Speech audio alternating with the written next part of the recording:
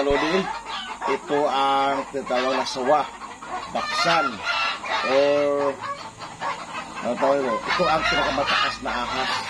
Ito kumakain sa iba't ibang klase ng ahas. Yun. Ang itawan, makaki.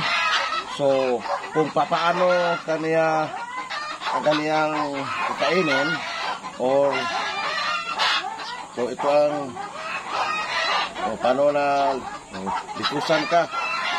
Wala o. Iksog na kayo. Hindi na kakaihok. Likusan ka niya o.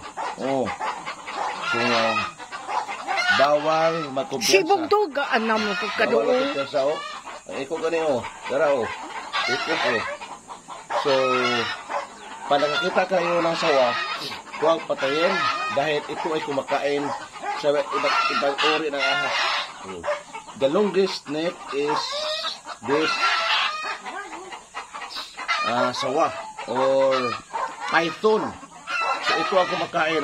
Kumakapit siya. Kung gaano siya kumakapit.